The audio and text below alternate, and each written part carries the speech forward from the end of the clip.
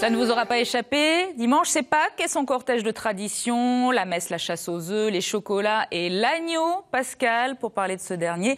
Didier Brianté, bonsoir. Vous êtes directeur du groupement d'intérêt économique du Baronnet du Limousin, une appellation gage de qualité. Alors, est-ce que le Baronnet du Limousin, c'est une race de moutons? Non, en fait, c'est une marque qui a été créée dans les années 80, à une époque où l'Europe a commencé à s'agrandir et où il devenait nécessaire de préserver et de protéger la qualité de nos agneaux. Alors, une marque avec un cahier des charges qui impose quoi et à qui? Alors d'abord, c'est une aire géographique, il faut être né, élevé et abattu dans le Limousin, mais pas seulement. Il y a aussi une obligation de résultat. Il faut avoir tété le lait de sa propre mère pendant les 60 premiers jours. Ensuite, on doit être alimenté avec, certes, des herbages, fourrage ou foin pendant l'hiver. Pas d'OGM, pas d'antibiotiques. Pas d'OGM, pas d'antibiotiques. Et tout aliment qui est incorporé à l'alimentation doit être agréé, doit faire partie d'une liste qui est définie par notre organisme de défense et de gestion. Alors justement, le cahier des charges va vraiment de la naissance jusqu'à l'assiette. L'abattage est également important avec un intérêt tout particulier pour le bien-être animal. Oui, c'est important. C'est une question à laquelle on est amené de plus en plus souvent à répondre quand on fait des animations dans les magasins. Notre abattage impose l'étourdissement. Pour que ça se passe dans les meilleures conditions possibles, il y a ce qu'on appelle l'électronarcose et donc la bête est étourdie avant d'être saignée. Donc c'est obligatoire par notre cahier des charges. Le Baronnet du Limousin, il n'est abattu qu'à Bellac ou à Bessines. Oui, c'est ça, oui. Ensuite, la viande, elle doit être maturée. Oui, il y a des questions de conformation. Il faut que la carcasse ait des caractéristiques suffisamment bouchères. On n'est pas dans une région où on élève des races à lait.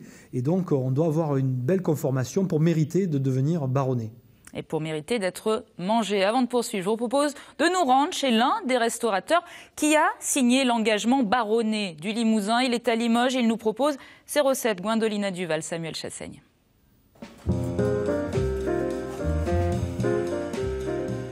L'incontournable agneau Pascal. Pour cette recette de fête, Christophe Aubis décide d'allier tradition et modernité. On a voulu revisiter le plat avec plusieurs morceaux de l'agneau. Donc on a le riz d'agneau, des fois un peu oublié, qu'on n'y pense pas à en manger. Donc pareil, celui-ci on l'a blanchi, on l'a épluché, on va juste le griller. On a l'épaule qu'on a fait confire pendant 17 heures, qu'on a mis sous forme de sphère en croquette avec de la mangue et du caviar d'aubergine. Et on a fait le gigot. C'est des agneaux de Verneuil-sur-Vienne. Donc c'est les premiers agneaux, ce qu'on appelle les agneaux laitons. C'est juste après les agneaux de lait, si vous voulez. Donc ça, c'est super tendre, c'est super bon. Et pour accompagner la viande, quoi de mieux que des légumes de saison? Les premières carottes, les premiers oignons et les premières asperges, des légumes de région, évidemment. On va brûler au chalumeau, ça va donner notre torréfaction. Ça peut faire drôle, mais ça va donner un peu de l'allure au plat aussi.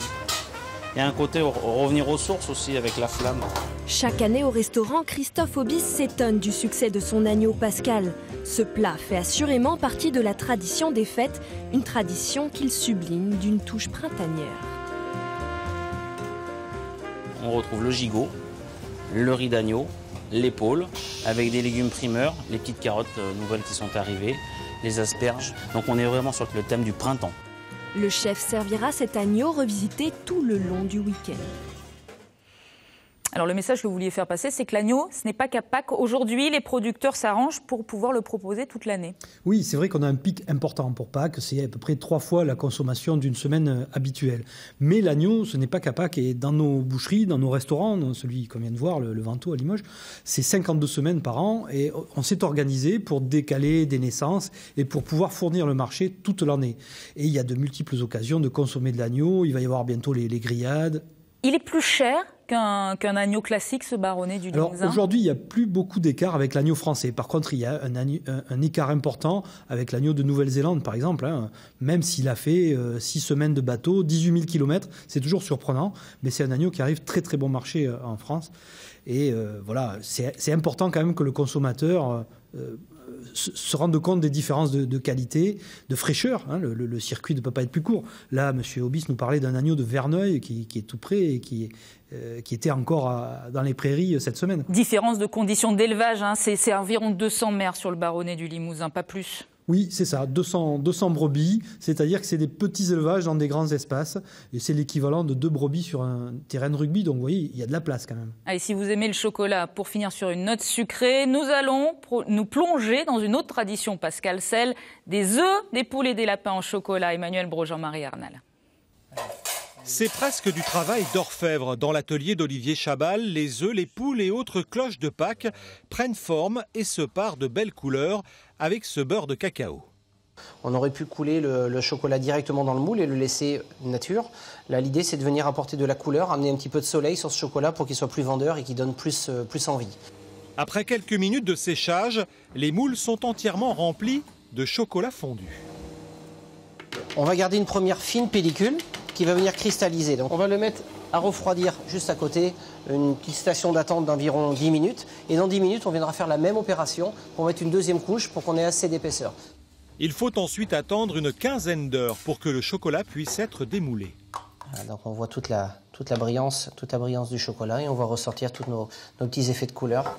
Vient ensuite une étape très importante pour les gourmands, le remplissage de la poule avec un peu de friture et autres gourmandises à base de pralinés et de pâte d'amande. Et pour sortir des sentiers battus, ce chocolatier a inventé d'autres formes tout en respectant la tradition. À partir d'un œuf classique, on est venu fabriquer une petite vache. Donc vous voyez, on a les petites cornes, on a les petites fleurs. Là, on a fabriqué un petit cow-boy. Voilà, vous voyez. Là, on a un petit lapin à moustache. En l'espace de quelques jours, pendant les fêtes de Pâques, Olivier Chabal va écouler quelques 600 kilos de chocolat. C'est presque un quart de sa production annuelle. Mais c'est à Noël qu'il fait son plus gros chiffre d'affaires avec plus d'1 tonne de chocolat. Joyeuse Pâques, Didier Brianté, merci beaucoup. Joyeuse Pâques, merci beaucoup.